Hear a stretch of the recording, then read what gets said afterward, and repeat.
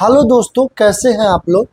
आज मैं इस वीडियो में बात करने वाला हूं कि राजस्व महाअभियान जो चल रहा है उसमें अगर आपके बाप दादाओं के नाम से ज़मीन है और वो जिंदा नहीं है तो आप उनके नाम की ज़मीन अपने नाम पे कैसे करवाएं। जैसे अगर आपको किसी भी चीज़ का लाभ लेना होगा, गवर्नमेंट का किसी भी चीज़ का लाभ लेना होगा, जैसे पीएम किसान में अगर आप फॉर्म भरना चाहते हैं तो आपके नाम का जमाबंदी होना चाहिए।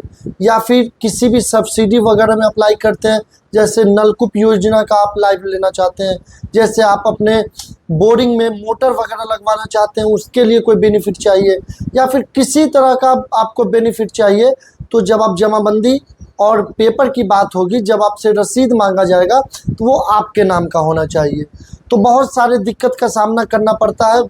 लोगों के पास प्रॉपर्टी है लेकिन वो प्रॉपर्टी अपने बाप दादाओं के नाम पे है और वो दुनिया में नहीं है, तो उनके नाम से तो अप्लाई कर नहीं सकते, क्योंकि वो जब है ही नहीं, जब उनका डेथ सर्टिफिकेट बन गया तो फिर उनके नाम से कोई भी योजना तो अब पास ही नहीं हो सकता। तो आपको करना रहता है अपने नाम से अप्लाई।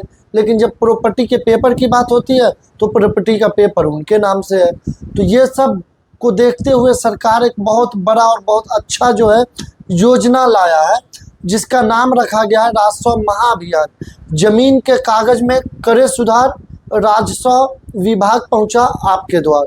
16 अगस्त 2025 से 20 सितंबर 2025 तक ये सारी प्रक्रिया होना है। आज जो मैं इसमें बहुत सारा जो है इसमें बहुत सारी बातें हैं, बहुत सारा योजना है।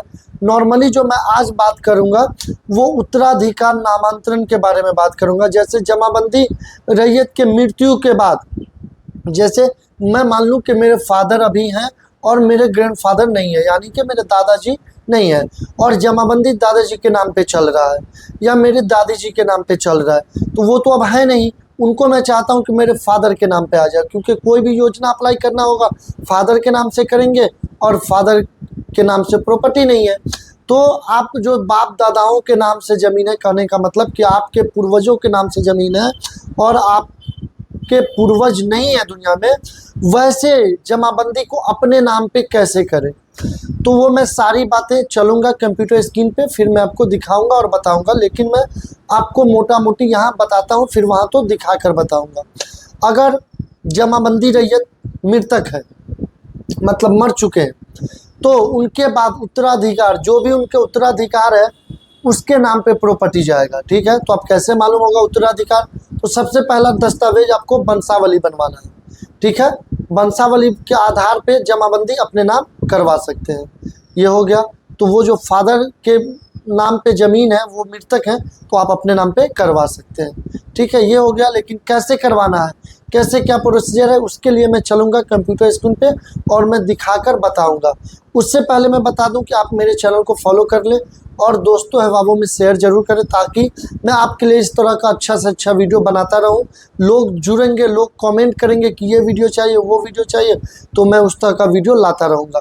उससे आपका भी फ़ायदा होगा, मेरा भी फ़ायदा होगा, और जिनको उस तरह की जानकारी चाहिए उनका भी फ़ायदा होगा। तो चलिए चलते हैं कंप्यूटर स्क्रीन पर, फिर मैं आपको समझाता हूँ और बताता हूँ।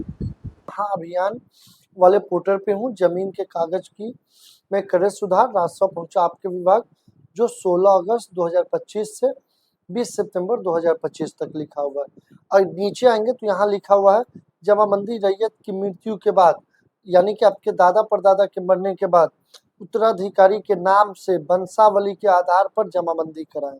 ठीक है, मैं इसी पे आज बात करने वाला हूँ। तो आप नीचे आ जाएंगे, सॉरी ऊपर में ही होगा, ये ऊपर में है, यहाँ है। यहाँ देख रहे हैं, ये इसके बारे में मैं बात कर रहा हूँ। ऊपर आ जाना है तो यहाँ देख रहे हैं प्रपत्र देखें, यानी कि फॉर्म देखें, इस पे क्लिक करेंगे। जब इस पे आप क्लिक करेंगे तो बहुत सारा फॉर्म आ जाएगा। तो मैं अभी जिस टॉपिक पे बात कर रहा था कि उत्तराधिकारी अपने नाम पे जमाबंदी कैसे करवाए, तो यहाँ पढ़ेंगे सबको। तो यहाँ देख रहे हैं राजस्व महाअभियान हेतु पुरानी जमाबंदी के साथ जमा किया जाने वाला शपथ पत्र। तो यहाँ आप देख रहे हैं ये 3 नवंबर फॉर्म के बारे में मैं बात कर रहा हूँ। राजस्व महाअभियान हेतु उत्तराधिकारी दाखिल खारिज हेतु प्रमाण पत्र, इसको क्लिक करेंगे, ये फॉर्म एक ओपन हो जाएगा। ठीक है, तो मैं इसी को आपको मैं बताने वाला हूँ कि कैसे क्या करना है। ठीक है, तो ये फॉर्म है, मैं इसको पूरा जूम आउट कर लेता हूँ। यहाँ आप देख रहे हैं, बोल रहा है उत्तराधिकार दाखिल खारिज याचिका पत्र। जैसे मैं आपको बता रहा था कि अगर आपके दादा परदादा के नाम से जमीन है, दादा परदादा के नाम से जमीन है, तो आप अपने नाम पे करवा सकते हैं। अपने नाम पे कैसे करवाना है? आपको नंबर 1 आपको वंशावली बनवाना पड़ेगा, ठीक है, वंशावली बनवाना पड़ेगा। जो आपके पंचायत से बनता है वो आप वंशावली बनवा लेंगे। उसके बाद 2 नंबर पे ये फॉर्म जो मैं अभी खोला हूँ, ये फॉर्म आपको भरना पड़ेगा, ठीक है। ये फॉर्म में क्या है, मेन बात मैं मोटा मोटी बताता हूँ, बाकी आप बोलेंगे तो मैं डिटेल में भी इस फॉर्म को बताऊंगा कि कैसे भरना है। सबसे पहले देख रहे हैं अंचल अधिकारी, उसके बाद अंचल का नाम, आपका जो भी अंचल का नाम होगा वो आप यहाँ लिख देंगे। जैसे मैं अपनी बात करूं तो यहाँ हो जाएगा बोखरा, तो यहाँ बोखरा लिख देंगे। उसके बाद महाशय, मैं अनुरोध कर रहा हूँ, मैं रिक्वेस्ट कर रहा हूँ, तो मैं अपना नाम लिखूंगा। मैं जो भी मेरा नाम है, मेरा नाम शम्स आखरुज्जमा, तो मैं लिख दूंगा शम्स आखरुज्जमा, ठीक है।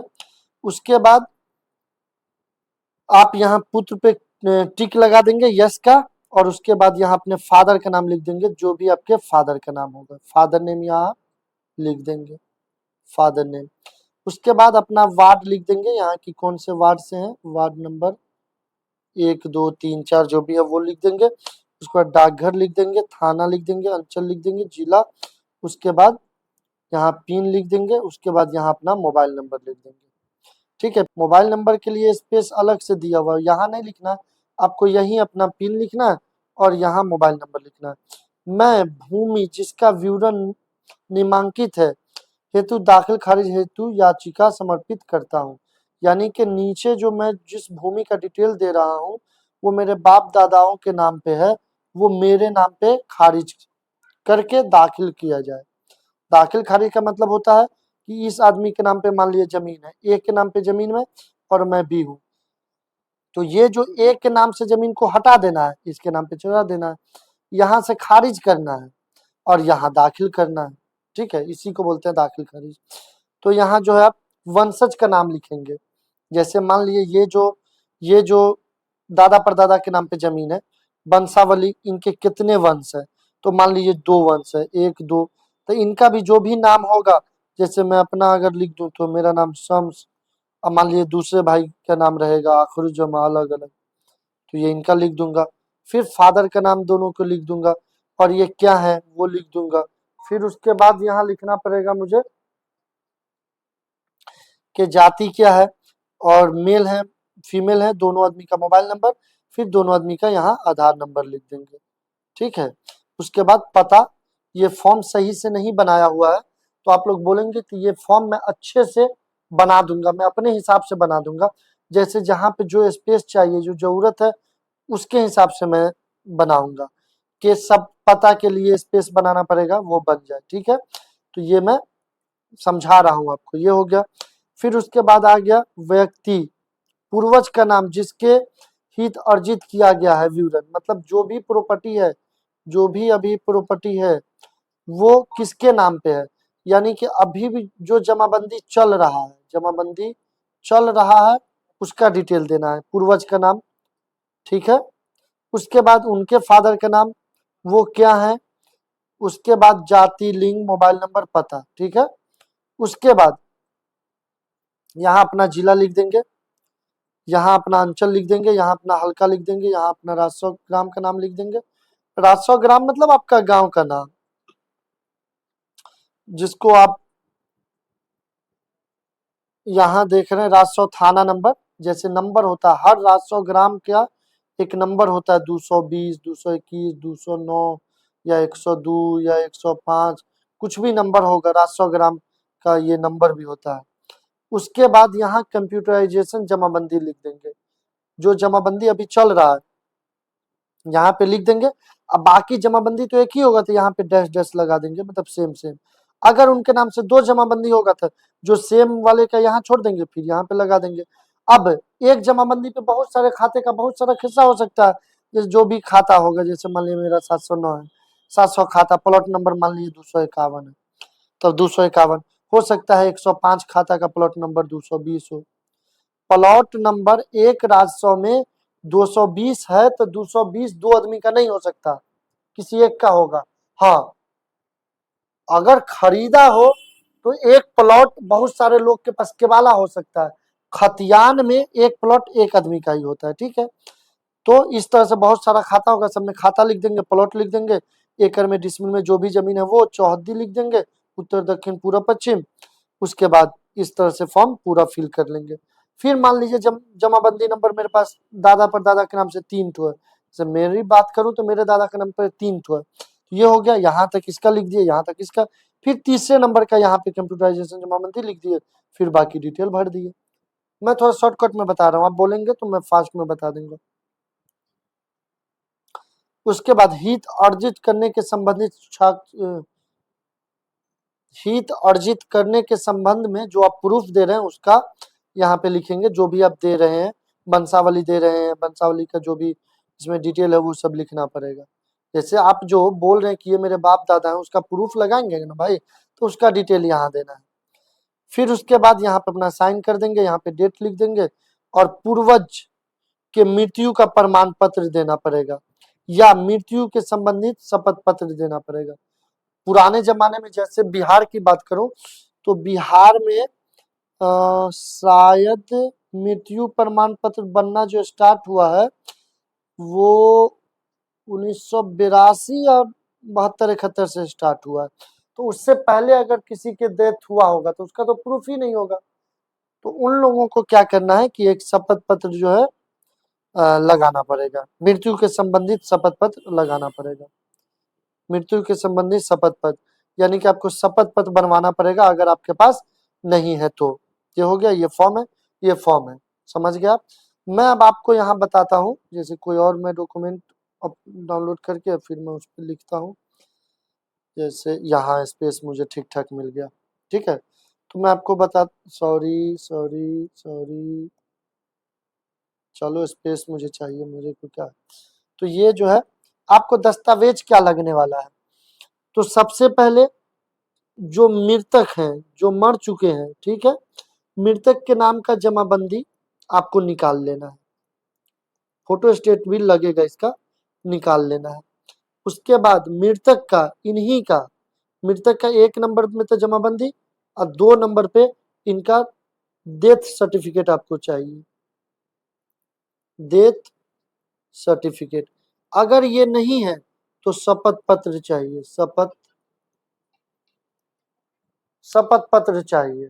ठीक है, उसके बाद इनका अब कोई काम नहीं है, आप लोगों का जिनके नाम पे लाना है, जैसे मान लीजिए कि मेरे फादर के नाम पे जमीन है और मैं 2 भाई हूँ, तो अब मेरे दोनों आदमी का आधार वगैरह जो डिटेल है वो डिटेल यहाँ लिखाएगा, मोबाइल नंबर वगैरह ये सब लिखाएगा। उसके बाद आपको, ये तो हो गया इनका पेपर।